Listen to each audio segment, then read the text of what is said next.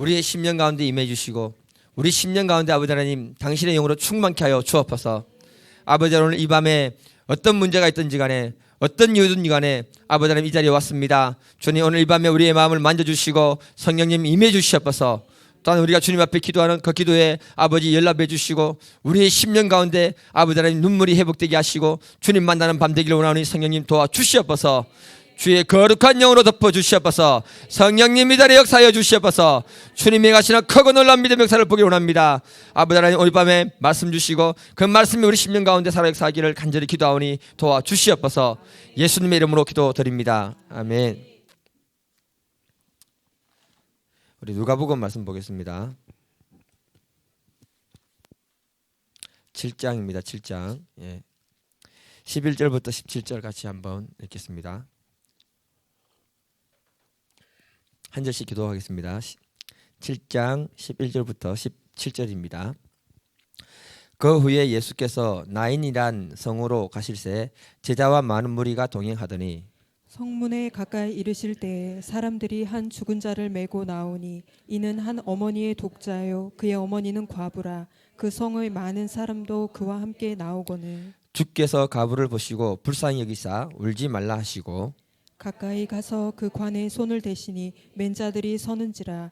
예수께서 이르시되 청년아 내가 네게 말하노니 일어나라 하시매 죽었던 자가 일어나 앉고 말도 하거늘 예수께서 그를 어머니에게 주시니 모든 사람이 두려워하며 하나님께 영광을 돌려 이르되 큰 선지자가 우리 가운데 일어나셨다 하고 또 하나님께서 자기 백성을 돌보셨다 하더라. 예수에 대한 이 소문이 온 유대와 사방에 두루 퍼지니라. 아멘. 우리 옆 사람하고 인사하겠습니다. 119 그리하면 이 모든 것을 너에게 다 하시리라. 예.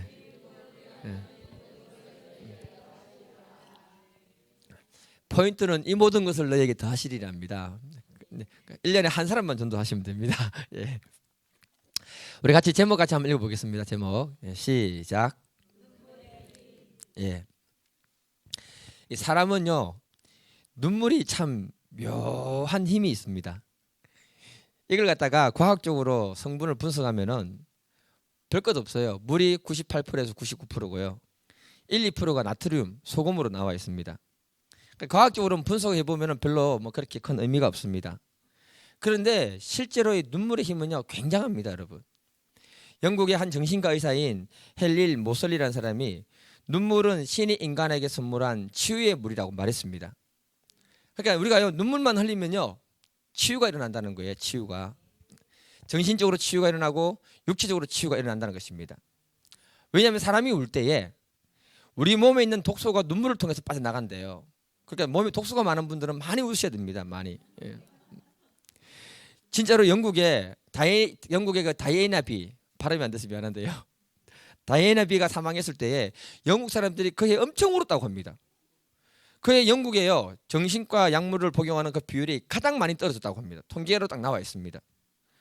사람이 울면은 답답한 가슴이요 뻥 뚫리게 되는 것입니다. 그러면서 울면은요 몸의 통증들이 갖다 같이 이렇게 사라지는 결과를 나타낸다는 것입니다.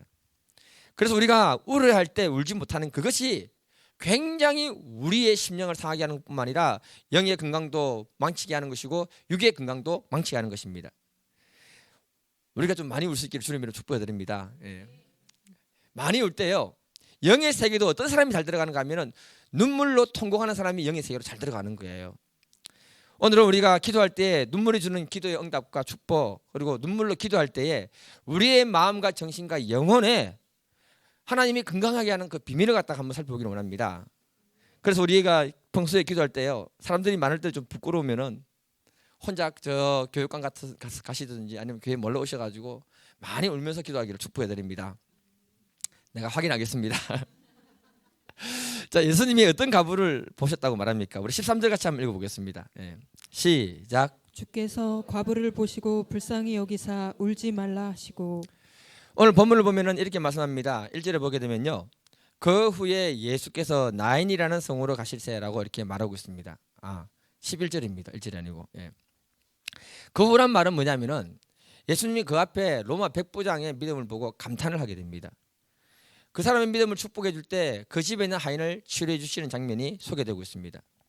그 이후에 나인 성으로 들어가는 예수님과 제자들의 이야기를 소개하고 있는데요. 예수님이 우연히 나인 성으로 들어가게 되었습니다. 그런데 그 성문 가까이 갔을 때에 장례 행렬이 성 안에서 성 밖으로 나오는 것입니다. 누가 죽었는지 보니까 그 성에 사는 가부인데 그 가부는 아들이 하나밖에 없대요. 그 아들이 젊은 아들이 죽었대요. 오늘 본문에서는 가부가 울었다는 말이 없습니다, 여러분. 그런데 13절을 보니까 예수님이 이렇게 말합니다. 예수님이 그 가부를 보시고 불쌍히 여기시고 울지 말라 이렇게 말씀했습니다. 본문 속에서는 이 가부가 어떻게 울었는지 정확하게 기록이 되어 있지 않습니다. 그런데 예수님의 말씀을 통해서 상상을 해볼 때 하나밖에 없는 아들이 죽었으니 얼마나 애통하고 정말로 가슴 아프게 울었을까 충분히 상상이 됩니다. 예수님은 한 가부가 우는 그 모습을 보면서 가슴이 찡했던 겁니다, 여러분. 그 여인을 보면서 예수님이 불쌍히 여겼다 이렇게 말하고 있는 겁니다. 불쌍히 여기다는 말을 보니까 스플랑크 니조마이라는 말인데요. 내심 감동하다, 동정심을 가지다, 자비를 베풀어 주다 이런 마음이 있다고 말하고 있습니다. 이 여인은 지금 하나님께 기도하는 게 아닙니다, 여러분. 하나밖에 없는 그 아들이 죽었다는 그 사실 때문에 너무너무 슬프고 통곡했던 것을 갖다가 말하고 있는 것입니다. 그 통곡을 예수님이 들었는데 그녀에 있는 그 마음이 아픈 것이 그대로 예수님께 전달되었다 이렇게 말씀하고 있는 것입니다. 그리고는 예수님이 그녀에 대한 동정심을 가지고 아들을 살려주는 이야기가 오늘 본문의 이야기인 것입니다. 그래서 여러분, 눈물이 그냥 눈물이 아닌 거예요. 눈물과 통곡을 통해서 전달되는 그 메시지는요, 하나님이 그대로 받는다는 것입니다. 그러니까 우리가 그냥 기도할 때 하나님 아버지 어쩌고 저쩌고 군시렁군시렁 그런 메마른 기도를 하지 않기를 축복해 드립니다. 우리의 심령을 담아서 주님께 기도를 해야 되는 거예요. 그 심령을 담아서 기도를 할 때 하나님이 그 기도를 받으시는 것입니다. 우리의 심령을 담아서 기도하면요, 하나님이 우리의 마음에 있는 모든 것을 다 그대로 받아버린다고 말씀하고 있는 것입니다. 방언할 때도 마찬가지예요, 여러분. 방언 그냥 하면요, 우리의 심령이 담겨져 있는 방언이 아니면은 너무 메마른 기도가 되기 때문에 공허해지는 것입니다. 그러나 방언할 때도요, 우리의 심령을 담아서 주님께 던지면요, 그것이 그대로 전달되기 때문에 절대 공허해지지 않습니다. 그 방법을 나중에 내가 가르쳐 드리겠습니다. 그때 우리 안에요, 하나님이 응답하시고 하나님이 우리 만나주시는 것을 경험하게 되는 것입니다. 시편 34편 18절, 여호와는 마음이 상한 자를 가까이 하시고 중심에 통해하는 자를 구원하시는도다. 다윗이 사울 왕을 피해서 도망갈 때입니다. 그때 가드왕 아기사 앞으로 도망갔을 때 미친 척에서 또 도망 나왔습니다. 그리고 아들람 굴로 피했을 때 선씨라고 말하고 있습니다. 다시 말하면요, 다윗이 환난을 만나고 어려움을 당했을 때에 그 마음에 있는 그 상처, 그 아픔을 전부 담아서 하나님께 눈물로 기도를 올려드렸다고 말하고 있는 것입니다. 그 마음을 하나님 받으시고 그에게 구원을 허락하셨다고 말하고 있는 것입니다. 저와 여러분들이 기도할 때 하나님 앞에 어떤 문제든지 간에 상한 마음을 가지고 기도를 할 수 있기를 축복해 드립니다. 그 마음을 하나님은 받아주신다고 말씀하는 것입니다. 사실 다윗 왕은요, 눈물의 왕이었습니다. 다윗의 기도를 보시면요, 시편을 보시면은 다윗의 시편의 대부분이 많이 통곡을 얘기하고 있습니다. 시편 6편 6절을 보면 내가 탄식함으로 피곤하며 밤마다 눈물로 내 침상을 띄우며 내 요를 적신나이다. 다윗이 자기 인생의 제 문제를 하나 발견했을 때에 탄식하면서 피곤해질 때까지 밤마다 눈물로 자기 애를 기도했다고 말하고 있습니다. 시편 56편 8절에 말합니다. 하나님, 내가 하나님 앞에서 눈물 흘린 그 눈물을 눈물벽에 좀 담아주세요. 얼마나 눈물로 기도를 많이 했으면 다윗이 이렇게 말하겠습니까? 다윗이 하나님으로부터 큰 은혜를 받았던 이유가 뭐냐? 하나님으로부터 긍휼을 덧입게 된 그 이유가 뭐냐?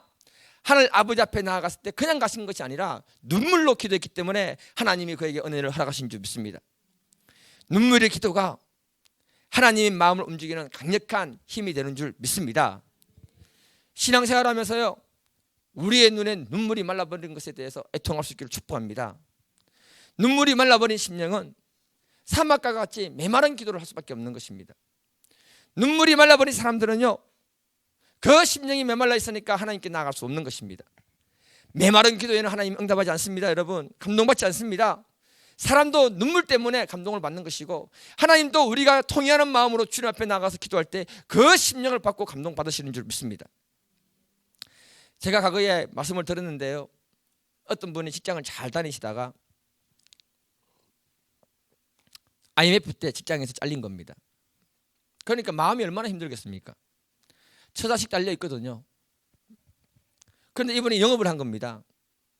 하필이면 비싼 도자기를 파는 영업을 한 거예요. IMF 때 이런 거 하면 안 됩니다, 여러분. 안 팔립니다. 안 팔리니까 사람 만나는 게 두려운 거예요. 이분이 이렇게 해도 안 되고 저렇게 해도 안 되니까 너무너무 낙심하고 절망해가지고 그 답답한 마음을 풀 길이 없으니까 울고 싶은데 울 데가 없는 거예요. 그래서 산에 올라갑니다. 산에 갔더니 새로 무덤을 누가 잘 만들어 놨는 거예요. 딱 울기 좋잖아요.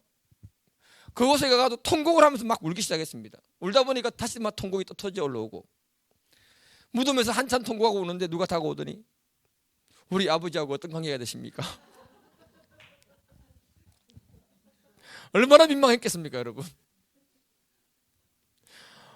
그래가지고 할 말이 없으니까 이 어른이 이렇게 빨리 돌아가실 줄 몰랐다면서 막 통곡을 하는 거예요. 또 한참 통곡하다가 이 어른이 내 도자기 사준다고 하셨는데 이렇게 빨리 돌아가실 줄은 몰랐습니다.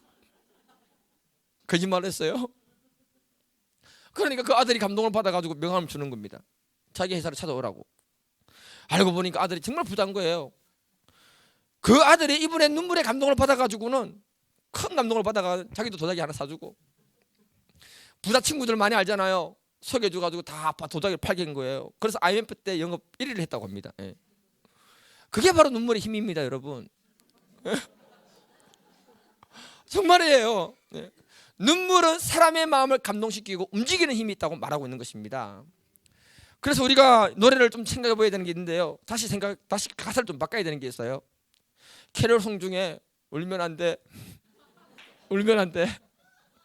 산타 할아버지는 오는 애들에게 선물 안 주셔. 여러분, 애들이 울어야 선물을 주죠.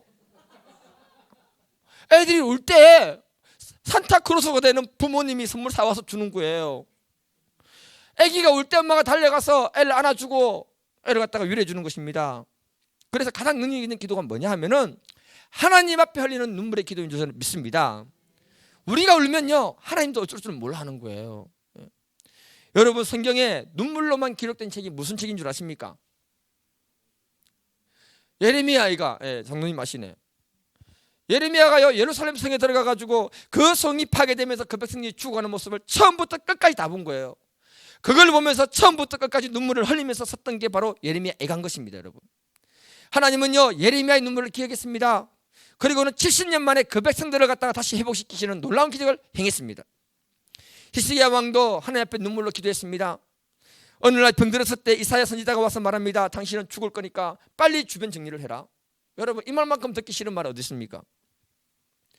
그 말을 듣는 순간에 히스기야 왕이 면벽기도를 들어갔습니다. 이사야 38장 3절에 보면 여호와여 구하오니 내가 주 앞에서 진실과 전심으로 행하여 주의 목전에서 선하게 행한 것을 기억하옵소서. 히스기야가 심히 통곡하니, 히스기야 왕이 하나님 앞에서 심히 통곡했다고 말하고 있습니다. 그때 이사야 선지자가 왕궁을 빠져나가기 전에 하나님이 응답하시면서 그 사람에게 15년을 더 살도록 은혜를 허락하셨습니다. 애매한 고난을 당했던 욥이 이렇게 말합니다. 욥기 16장 20절 나의 친구는 나를 조롱하고 내 눈은 하나님을 향하여 눈물을 흘리니. 욥이 고난받고 있을 때 그 답답함을 무엇으로 표현하겠습니까, 여러분? 그런데 친구들이 와서 위로가 아니라 조롱한다고 합니다. 그 조롱받을 때 할 말이 없으니까 하늘을 쳐다보고 하나님을 바라보면서 그냥 눈물을 주르르 흘렸다고 말하고 있습니다. 하나님이 이 욥의 눈물을 봤을 때 얼마나 가슴이 아팠을까요, 여러분?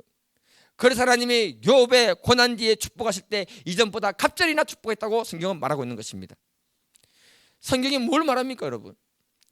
하나님께 기도 응답을 받아내는 가장 강력한 도구는 눈물의 기도라고 말씀하고 있는 것입니다. 우리가 진정으로 원하는 게 무엇입니까, 여러분?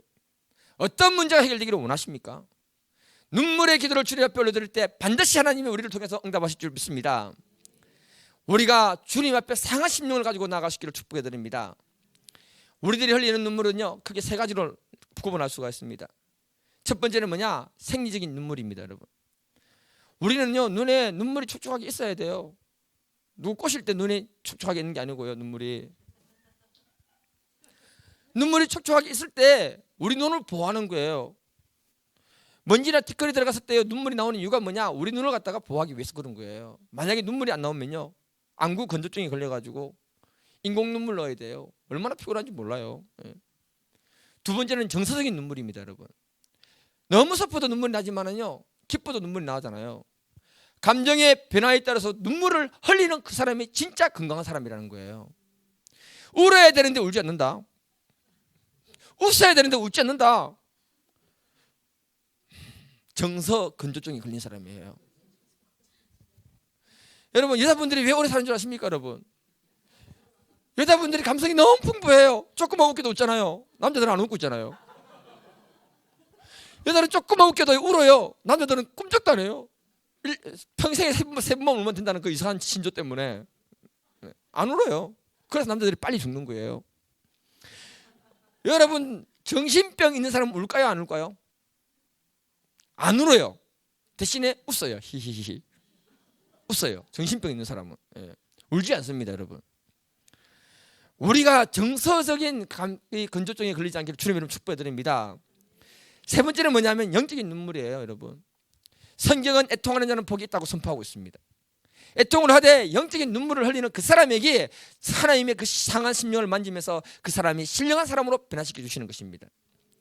유명한 설교가 토마스 왓슨은 말하기를 눈물 골짜기를 지나야 낙원이 나온다고 했습니다.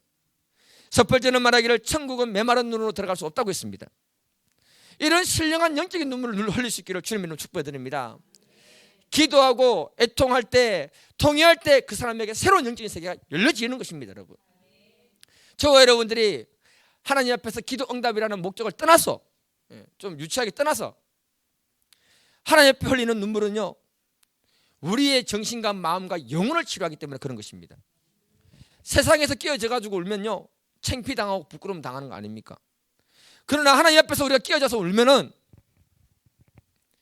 그 심령이 뻥 뚫리는 것입니다. 하나님 앞에서 우리 자아가 끼어지는 그 통해하는 눈물이 있을 때에 우리 안에 속사람이 새롭게 태어나기 시작하는 것입니다. 저와 여러분들이 눈물로 주님 앞에 나아갈 때 주님이 우리를 불쌍히 여기시고 놀라운 믿음의 역사를 이루어 주실 줄 믿습니다. 오늘날 이 시대는요, 너무 어려운 시대예요. 그래서 점점 예수님이 필요한 시대로 가고 있습니다. 여러분, 앞으로 점점 전도가 되는 시대입니다. 앞으로 점점 전도가 되는 시대예요. 왜냐하면 세상이 살기가 너무 힘드니까요. 특히 중년의 나이로 살아가고 계시는 분들, 여기 다 여와 있네요. 세상 살기가 정말 쉽지가 않습니다, 여러분. 절감하고 있습니다. 제가 어떤 수기를 읽었는데요, 남편은 교회를 안 다니지만은 착실한 사람이었다고 합니다. 이게 문제예요. 교회를 안 다니는데 착실한 사람은 교회를 잘 안 가요. 교회를 안 다니는 나쁜 짓 하는 사람은 교회 올 확률이 많은데 이게 문제예요. 그런데 어느 날 밤에 부인에게 전화를 해가지고 밤늦게 전화가 왔더랍니다. 지하 주차장이다. 그래서 내려갔더니 남편이 술을 먹고는 꺽꺽거리면서 막 울고 있는 거예요. 애들을 불러가지고 남편을 부축해서 집으로 들어왔다고 합니다. 평소에 술을 잘 마시지 않던 남편이 술을 잔뜩 먹고는 그렇게 통곡을 하면서 울고 있더래요. 여러분, 그 남편이 왜 그렇게 울고 있을까요? 중년의 나이로 세상 사는 것이 너무나 힘들기 때문에 그런 것입니다. 우리가 하나님 앞에서 이렇게 통곡하면서 울면은 하나님이 오히려 우리를 불쌍히 여기실 줄 믿습니다. 그리고 반드시 우리의 마음에 하나님 아픔과 어려움들을 위로하시고 해결해 주실 줄 믿습니다. 그래서 우리가 하나님 앞에서 울 수 있다는 것이 얼마나 큰 행복인가를 깊이 경험할 수 있기를 축복해 드립니다. 저는 믿음의 길을 걸어오면서요, 하나님 앞에서 울면서 기도한 적이 참 많습니다, 여러분. 그때마다 하나님이 위로와 기도 응답을 많이 허락했습니다. 제가 간증을 많이 했기 때문에 특별히 얘기하지 않겠습니다. 제 안에 영이 살아나면서요, 나타나는 특징을 하나 발견했는데요. 그게 뭐냐면 하나님 앞에 기도하다가 잘 운다는 거예요. 이 얘기하면 또 혹시 최 목사 나이가 50 넘어가니까 호르몬 변화가 생겨가지고 뭐 저렇게 우는가 뭐 이렇게 생각하시면 안 됩니다, 여러분. 저 20대부터 하나님 앞에 많이 울었습니다, 여러분. 정말로 많이 울었어요. 모릅니다, 여러분들은.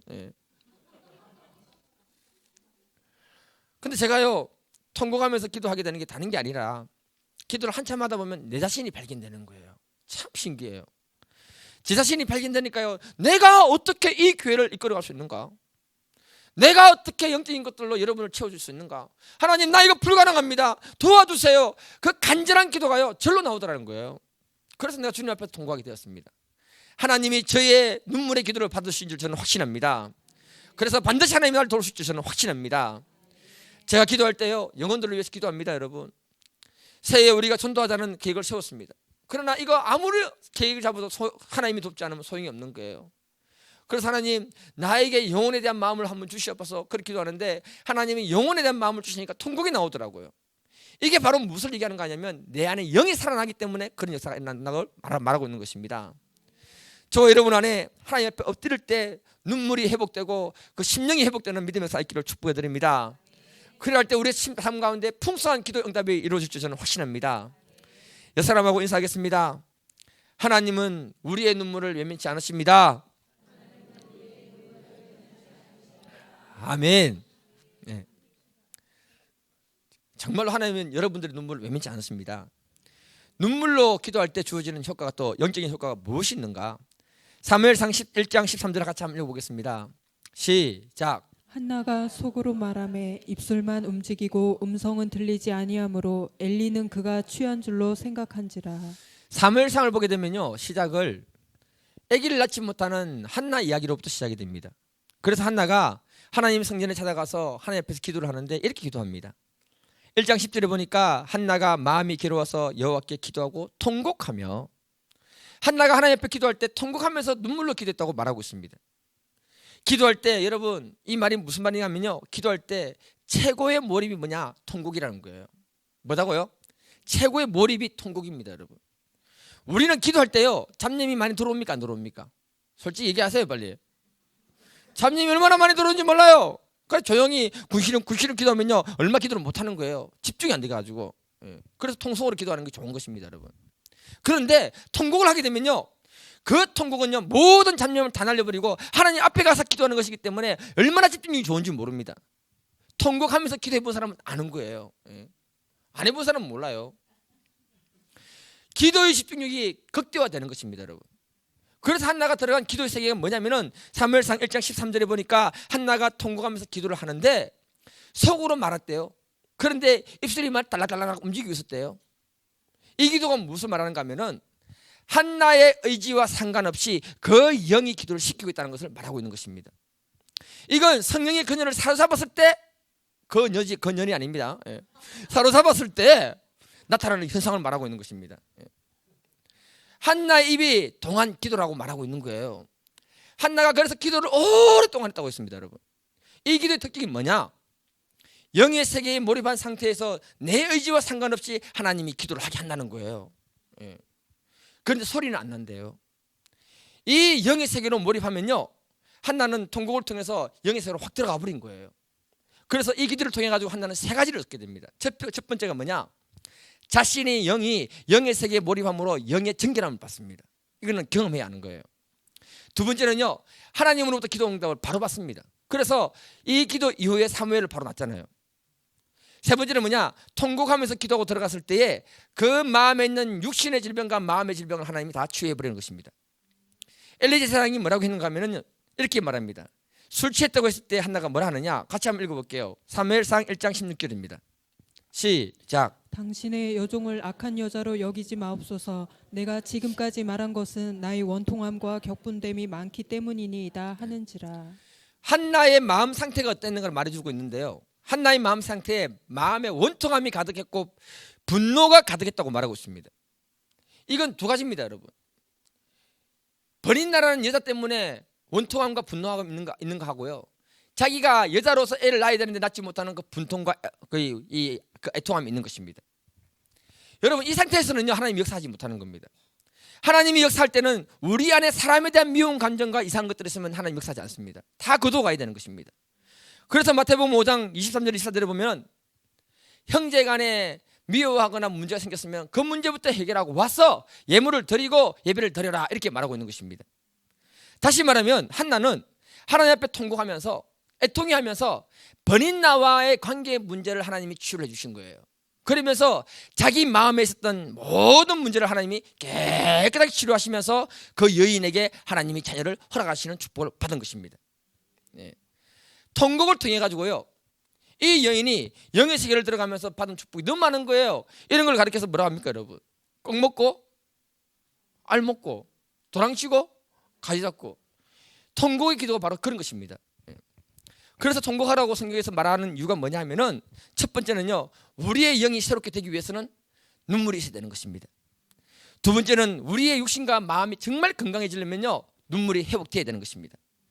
세 번째는 기도 응답을 축복받기 위해서라도 우리 안에 통곡이 올라와야 되는 것입니다. 그래서 과거에 보면은 할머니들 있잖아요, 우리 선조들을 보면은 교회에서 날마다 울었습니다. 여러분, 제가요 중학교 때 교회 다닐 때요, 새벽에 가면요 새벽에 와서 울고요, 저녁에 가면요 저녁에 와서 울었어요. 왜 울었을까요, 여러분? 남편 때문에. 그 마음이 우라통 가지고 있으니까요, 울면서 치료를 하는 거예요. 그리고 영의 세계가 확 열려버린 겁니다. 그리고 기도 응답의 축복을 너무너무 많이 받은 거예요. 그래서 할머니한테 물어보면요, 그 기도 응답 받은 간증들이 얼마나 많은지 몰라요. 눈물의 힘의 저자인 강선영 목사라는 분이 계시는데요, 이분은 지금 한국상담심리치료센터 원장으로 사역하고 계십니다. 이분이 어릴 때 굉장히 우울증에 시달렸다고 합니다. 그 이유가 뭐냐면 아버지의 무능함, 아버지가 술 먹고 와서 술 주정하는 모습, 어머니는요 그런 아버지한테 말 한마디 못하고 꼭 참으면서 살아가는 그 모습 볼 때 어린 마음이지만 가슴이 답답하고 우울증이 굉장히 심했다고 합니다. 그래서 자살을 여러 번 생각했다고 합니다. 이분의 말에 의하면요, 세상에서 나만큼 많이 운 사람 나와봐라 그랬습니다. 매일 밤마다 울어가지고요, 베개를 이렇게 딱 짜면요 정말 눈물이 흘러나왔다고 합니다. 믿거나 말거나. 그런데 20살이 넘어가면서 이분이 뭐라고 했는가 하면은 그 눈물이 내 안에 있는 우울증을 치료했다고 말했습니다. 그리고 죽음의 유혹을 이길 수 있는 힘이 주어졌다 이렇게 말했습니다. 그럼 다음에 이 사람이 눈물의 힘을 알고 난 다음에 상처받은 사람들을 치유하는 치유자로 살기를 시작했는데, 심리센터를 운영해가지고 이 심리센터가 한강이란다, 강남 한복판에 있대요. 강남 한복판에 있대요. 한강이 아니고. 그런데 이분이 뭐라 하느냐, 낮에요 넥타이맨 중년 남자들이 찾아와가지고 어린애들처럼 그렇게 울고 간답니다, 여러분. 그리고요, 누구 못지않게 강하게 살아야 된다고 하는 캐리어 우먼들, 이런 여자들이 와가지고요 얼굴에 화장이 다 지워질 때까지 그렇게 울고 간답니다. 눈물의 방을 찾았던 사람들이 나갈 때는요 얼굴이 환하게 바뀌어 간대요. 또 화장을 다시 이렇게 바르고 이렇게 나갈 때 기저귀 방으로 바뀌어 버린 거예요. 마음이 치유가 돼 버린 겁니다. 강성영 목사가 뭐라고 했냐면, 자기도 경험했는데 자기가 울 때 자기 안에 있는 염증과 모든 이 뭐냐면은 그 독소들이 눈물을 통해서 다 빠져나갔다고 말하고 있습니다. 눈물이 불안을 떨어뜨리고요, 우울한 마음을 쫙 펴준다고 이렇게 말하고 있습니다. 특히 공황장애를 앓고 계시는 분들 있잖아요, 그 사람들은 많이 울으라고 이렇게 권면하고 있습니다. 그러면 그 눈물이 그 사람을 치료해버린다고 말하고 있습니다. 우리도 많이 울 수 있기를 주님을 축복해드립니다. 답답한 게 많잖아요. 마태복음 5장 4절에 보면 애통하는 자는 복이 있나니 그들이 위로를 받을 것이며, 주님 말씀하십니다. 애통하는 사람은 하나님으로부터 위로받는 축복을 받게 되는 줄 믿습니다. 그 위로가 가장 먼저는 기도 응답의 축복인 줄 믿습니다. 다음으로는 우리의 육신과 건강에 축복을 받게 될 줄 믿습니다. 마지막으로 우리 영혼이 주님을 만남으로 축복을 받게 될 줄 저는 믿습니다. 여러분, 우리가 기도할 때 우는 것은 창피한 것이 아닙니다. 여러분, 한번 제가 우는 걸 들으신 분은 있는가 모르겠어요. 교육관에서 울 때요, 저는요 애처럼 울어요. 울 때 뭐 체면 차리고 우는 건 아니잖아요. 통곡하면서 막 울고 나니까요 한 30분 울어나요. 보통 기도를 한 2시간 해야 뭐가 기도했다는 싶은 마음이 드는데요, 기도 한참 하다가 한 30분 막 울고 나니까요 1시간 반밖에 안 됐는데도 가슴이 꽉 차오르면서 하나님 오늘 내 기도 다 받으셨구나 아멘 하고 일어서서 집에 돌아왔습니다. 여러분, 30분 동안 울었어요. 그래서 얼굴이요 밝아지기 시작하는 거예요. 오늘 저를 보더니 누가 얼굴이 너무 밝다면서 그러더라고요. 그 이유를 내가 말 안 해줬는데, 눈물이 없는 신앙은요 심령이 삭막하기 때문에 그 심령은요 광야와 같이 되어 있는 것입니다. 우리가 통곡하면서 기도할 때 우리 영혼과 마음과 육신에 하나님이 은혜의 담비를 허락하실 줄 믿습니다. 예수님이 십자가 지고 갈 때 말씀합니다. 예루살렘의 딸들아, 나를 위해 울지 말고 너희와 너희 자녀를 위해서 울라. 주님이 왜 이렇게 말했을까요, 여러분? 그들의 영혼을 불쌍히 여기는 마음으로 눈물의 기도를 하라고 말씀하고 있는 것입니다. 우리가 2020년을 시작하고 있는데요, 교회학교, 중고등부, CM, 일반인 전도에 이르기까지 눈물의 기도 없이는 우리가 하나님 역사하지 않습니다. 여러분, 기도 없이 하나님 일을 한다는 건요, 바위로 계란 치는 거와 똑같아요. 집중을 안 하고 계시네. 눈물 없이 기도하는 거는요, 눈물 없이 기도의 눈물이 없이 사역하는 것은 정말 계란으로 바위 치는 것과 똑같습니다. 여러분, 우리가 맡고 있는 사역들 사람이 맡긴 것으로 생각하지 않기를 축복해 드립니다. 하나님이 맡기신 겁니다. 여러분, 우리가 몇 달란트를 받은지는 모르겠어요. 그러나 받은 달란트를 땅에 묻어두지 않고 최선을 다해서 사역할 때에 착하고 충성된 종이라고 주님께서 말씀하실 줄 믿습니다. 최선을 다해서 사역하다 보면요, 반드시 나오는 것이 뭐냐? 눈물의 기도가 나오는 것입니다. 여러분, 왜냐하면 난 그 일을 잘하고 싶은데 나의 한계 때문에 안 되는 거예요. 내 한계를 바라보고 통곡하는 눈물이 나오는 것입니다. 우리가 눈물을 흘리지 않는다, 그 말은 내가 맡은 달란트를 땅에 묻어두고 있다는 말과 같은 것입니다. 여러분, 관심이 없다는 말이에요. 이게 바로 악하고 게으른 종인 것입니다. 정말 우리가 주님이 맡기신 그 일을 감당하다 보면 내 한계 앞에서 눈물을 흘리면서 주님의 도움을 구하는 사람으로 살게 될 줄 믿습니다. 그래야 할 때 하나님이 그 눈물을 받으시고 우리에게 영혼을 맡기시고 우리에게 주의 사역을 맡기게 되는 줄 믿습니다. 시카고 지역에 가게 되면요, 거리의 깡패들을 전도하기로 유명한 목사님이 계시는데, 클라크 목사님 계십니다. 별명이 뭐냐? 눈물의 목사라고 이렇게 부르고 있습니다. 이분이요, 술주정뱅이, 깡패, 서리꾼 이런 사람들 500명 600명 모아가지고 설교를 하는데요, 발음도 안 좋고요, 저처럼 영어를 갖다 어눌하게 하는데요, 이 사람 설교를 받으면 사람들이 다 감동받고요, 예수를 구주로 영접한다고 합니다. 시카고에 유명한 목사님들이 많은데요, 그분들이 와서 설교하면요 별로 감동 안 받는데요, 왜 이 클라크 목사가 이렇게 감동을 주는가 보니까 말도 어눌한데 설교하다가 저 영혼들이 너무 불쌍해가지고 눈물을 흘린다고 합니다. 그때 사람들이 그 눈물을 보고 감동을 받아가지고 예수를 구주로 영접한다고 말하고 있습니다. 한 번은 눈물을 너무 많이 흘리니까요, 부끄러워가지고 다시는 눈물 안 흘리고 설교하겠다면서 하나님 눈물 흘리지 않게 해주시옵소서, 결단하겠습니다, 그렇게 기도하고 설교했는데요, 아무도 감동을 안 받더래요. 그래가지고 하나님 다시 눈물을 주시옵소서, 그래가 눈물을 기도하니까요, 눈물 주셔가지고 그렇게 설교하니까 사람들이 감동받더래요. 눈물은 물리적으로는 아무것도 아니지만 눈물은 사람의 마음을 움직이게 할 뿐만 아니라 사람이 하나님의 마음까지 움직이는 강력한 능력이 바로 눈물인 것입니다. 눈물 없는 사람에게는 아무것도 맡기지 말라는 말이 있습니다. 여러분, 우리의 삶에 하나님이 살아계시기를 정말 원하십니까? 우리의 자녀들이 정말 하나님을 경외하는 사람들로 살기를 원하십니까?